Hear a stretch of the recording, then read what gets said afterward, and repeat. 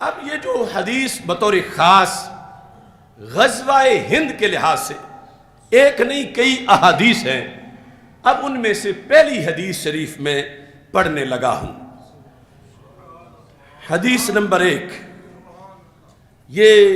صحاح ستہ میں سے نسائی شریف میں ہے۔ نسائی شریف کے اندر پورا اس کا باب ہے،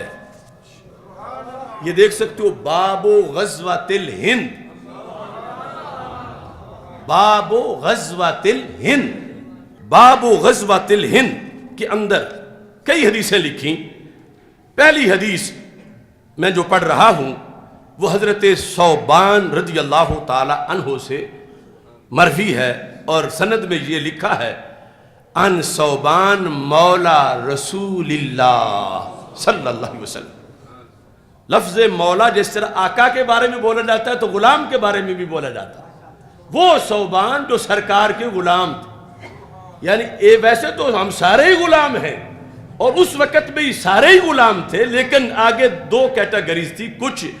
احرار تھے، حر تھے، اور کچھ جو غلامی کا سلسلہ پیچھے سے آ رہا تھا اور آگے اسلام نے ان کی آزادیاں کی۔ یہ ثوبان وہ ہیں جو رسول اکرم صلی اللہ علیہ وسلم کے غلام ہیں،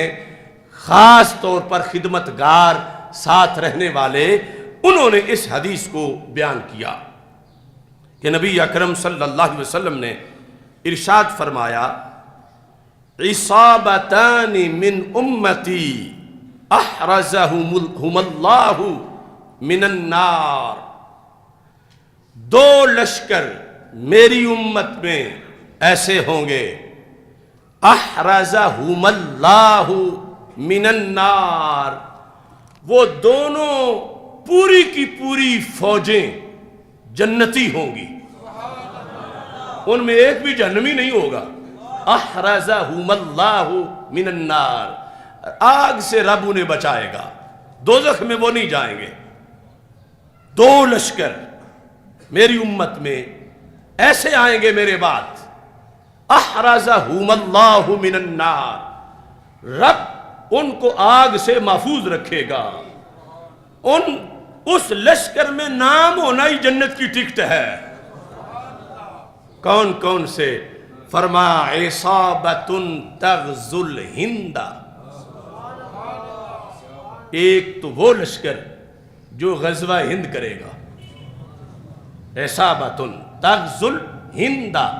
وعصابۃ تکون مع عیسی ابن مریم علیہ السلام، دوسرا وہ لشکر جو حضرت عیسیٰ علیہ السلام کی قیادت میں جہاد کرے گا دجال کے خلاف۔ یہاں اس حدیث کے اندر جو میں نے آپ کے سامنے پہلی حدیث بیان کرنا شروع کی ہے، اس کا ترجمۃ الباب غزوۃ الہند ہے، باب غزوۃ الہند، اور اس کی فنی حیثیت کہ حدیث کا درجہ کیا ہے، کس درجے کی حدیث ہے، تو درجے کے لحاظ سے یہ حدیث صحیح ہے۔ میرے پاس بہت سی حدیثیں ہیں غزوہ ہند کی جن کے جدا جدا حوالہ جات ہیں، یعنی یہ خوشخبری، اور یہ اس لیے تھا رسول اکرم صلی اللہ علیہ وسلم کی طرف سے کہ اس وقت میں ظاہری حیات میں موجود نہیں ہوں گا تو مجاہدوں کا جذبہ بڑھے اور انہیں اس سلسلے میں پتہ ہو کہ یہ کوئی فضول کام نہیں ہے۔ اس کے لیے رسول اکرم صلی اللہ علیہ وسلم نے اپنا لاہ عمل ارشاد فرمایا ہے، اور اس کے لحاظ سے پھر اس کے دلائل بھی ارشاد فرمائے ہیں۔ اس سلسلہ میں دوسری احادیث پیش کرنے سے پہلے یہ جو فتوح البلدان ہے امام بلازری کی، اس کے اندر لکھا ہے حضرت فاروق اعظم رضی اللہ تعالی عنہ نے سروے کروایا ادھر کے معاملات کا، کہ ادھر غزوہ ہند کا سرکار نے فرمایا ہوا ہے اور ہم نے کرنا ہے، تو یہاں باب ہے بلازری کی فتوح البلدان میں، فتوح السندھ، غزوہ ہند فتوح السندھ۔ اس غزوہ ہند کے لفظ پر بھی ہماری اللہ کے فضل سے بہت تحقیق ہے کہ لفظ، اس تحقیق میں لفظ سندھ پرانا ہے، ہند اس کے بعد استعمال ہوا، کہ جب سنسکرت والے اور ادھر فارسی والے وہ سین کو اس لہجے میں پڑھ رہے تھے جس طرح ہا ہوتی ہے، تو سندھ کو پھر ہند پڑھا گیا. یعنی سندھ لفظ جو تھا اصل تھا، اس کے بعد اس کو ہند کے پروننسیشن کے ساتھ ادا کیا جانے لگا، اور پھر اس کے آگے جو مراحل ہیں وہ بھی سارے حوالہ جات ہمارے پاس موجود ہیں. بہرحال یہاں یہ صورتحال ہے کہ حضرت فاروق اعظم رضی اللہ تعالی عنہ نے لشکر بھیجا تھا بحرین اور عمان میں 15 ہجری کو. تو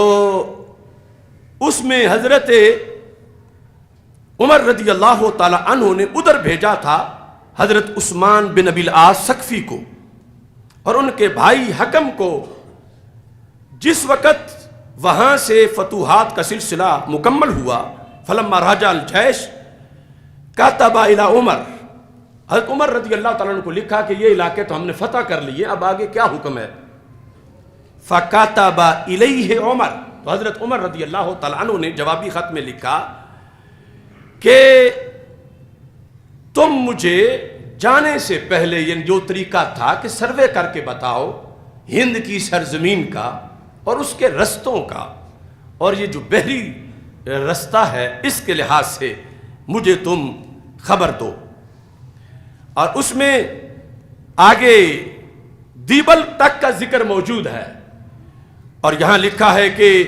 جو رپورٹ پہنچی وہ ایک دوسری غزوہ یعنی بحری جنگ کے لحاظ سے، یہ ذہبی نے سیر اعلام نبلاء میں لکھا ہے کہ بتایا گیا کہ یہ جو سمندر ہے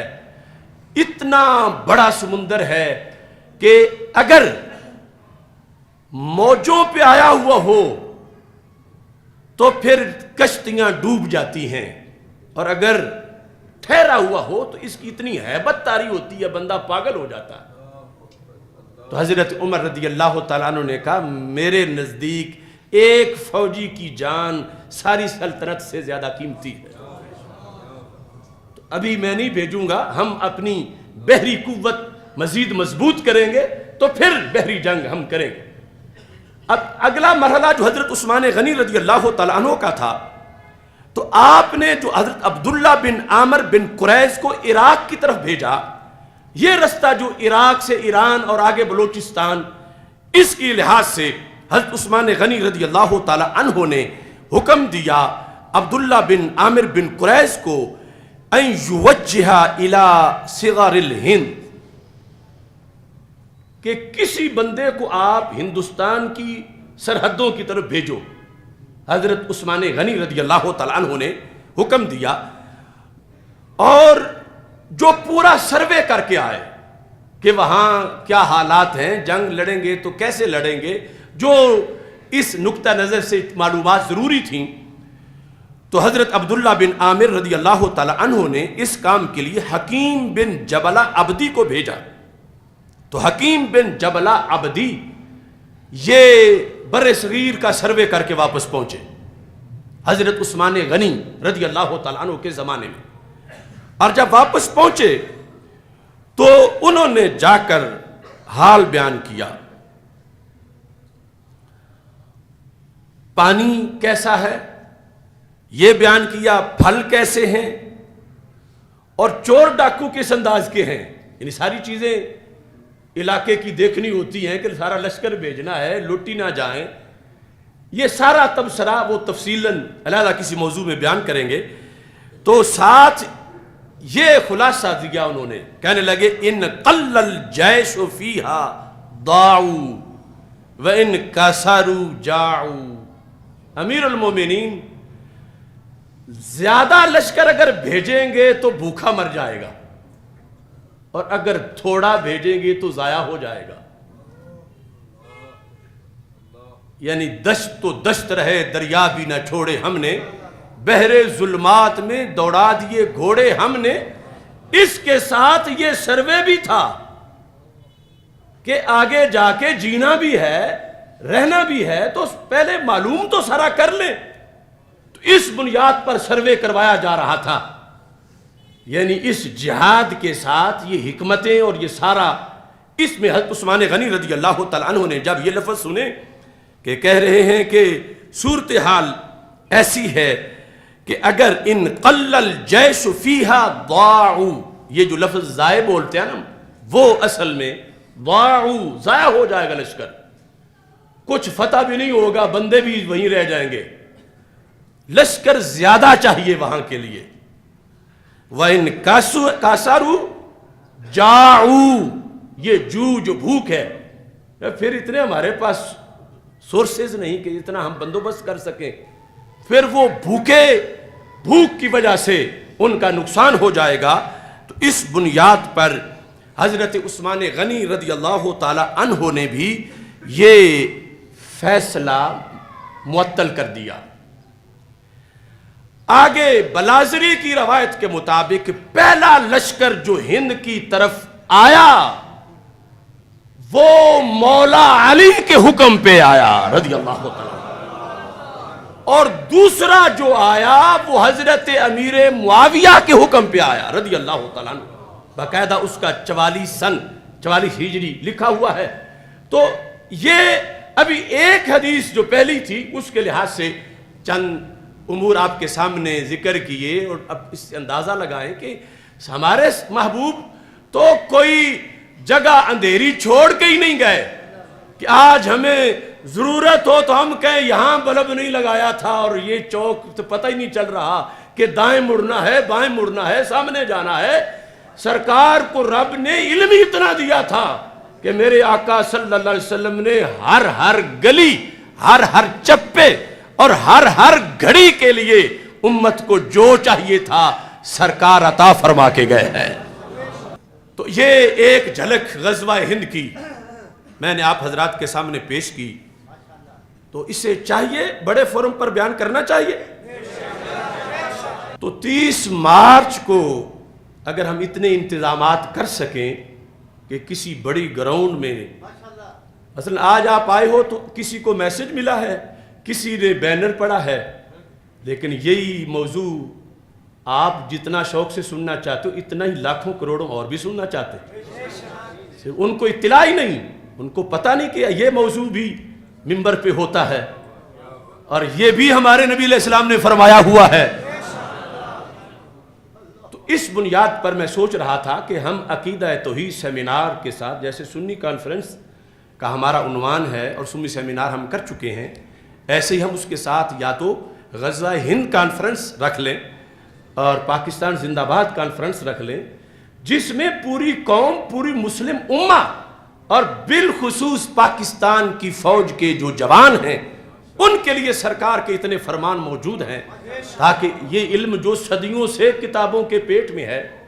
اس کو ظاہر کیا جائے۔ توحید و رسالت کا نعرہ دنیا میں لگانے